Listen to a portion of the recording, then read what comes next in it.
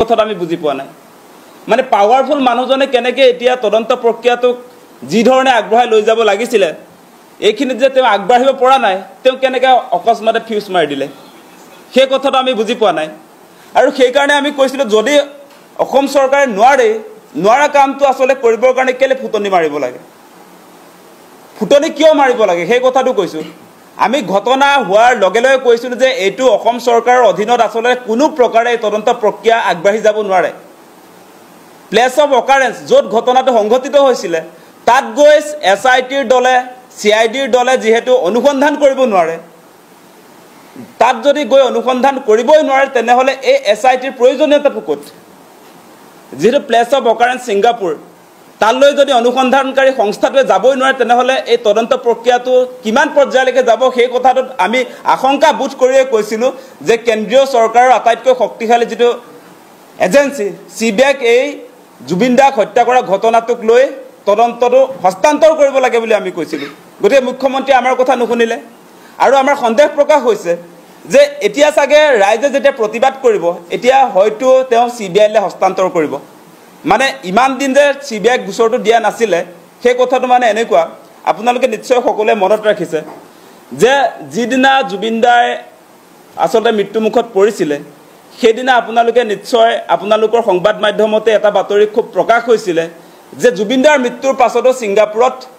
fashion show' অনুষ্ঠিত হৈছিল বুলি কৈছে আৰু অভিযোগ উত্থাপন হৈছিল যে সেই ফেশ্বন শ্ব'ৰ যিগৰাকী উদ্যোক্তা সেয়া মুখ্যমন্ত্ৰীৰ পত্নী ৰিণিকী ভূঞা শৰ্মা সেই বাতৰিবিলাক আজিকালি আসলে ডিলিট হৈ গৈছে মানে এসআইটি গঠন কৰি মুখ্যমন্ত্ৰীৰ নৰ্থ ইষ্ট ফেষ্টিভেলৰ লগত আসলে যেটো সংযোগ আছিল যি ধৰণৰ কামকাজবিলাক নৰ্থ ইষ্ট ফেষ্টিভেলৰ লগত লাগি ৰিণিকী ভূঞা শৰ্মা ডাঙৰীয়া নিয়ে শ্যামকানু মহন্ত যাক আমি ফেষ্টিভেল মহন্ত আখ্যা দিছোঁ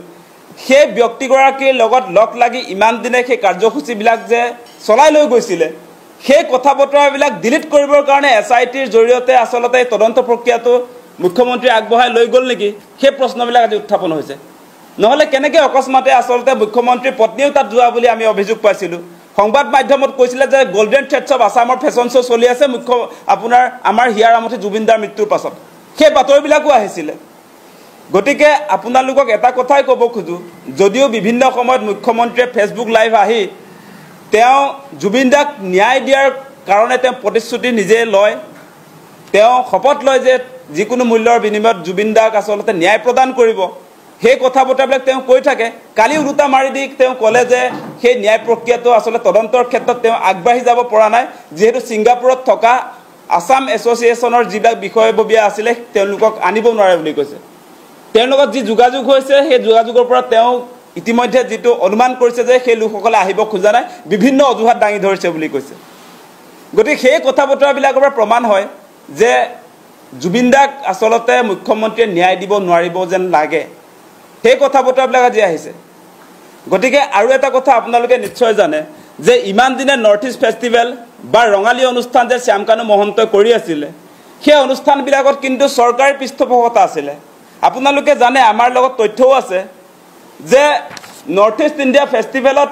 অসম চৰকাৰৰ ৰাজকোষৰ পৰা যথেষ্ট পৰিমাণৰ টকা লাখে লাখে টকা সেই ফেষ্টিভেলটোত যোগান ধৰা হয় গতিকে এই শ্যামকানু মহন্তক অসম চৰকাৰৰ কি দায়িত্ব দি থোৱা হৈছে তেওঁ বিদেশত গৈ নৰ্থ ইষ্ট ইণ্ডিয়া ফেষ্টিভেল আপোনাৰ পাতিব আৰু নৰ্থ ইষ্টক বা অসমক পৰ্যটন উদ্যোগৰ কাৰণে তেওঁ কি বিজনেছ ডিল সিঙ্গাপুৰত বা য'ত নৰ্থ ইষ্ট ফেষ্টিভেল অনুষ্ঠিত হয় তাত কেনেকৈ তেওঁলোকে কৰিবলৈ কি MOUৰ ভিতৰত তেওঁক আসলতে ৰাখি সেই কাম কাজবিলাক আগবঢ়াই লৈ যাবৰ কাৰণে কি দায়িত্বত ৰাখিছে সেই কথাটো মুখ্যমন্ত্ৰীয়ে ৰাজহুৱা কৰিব লাগে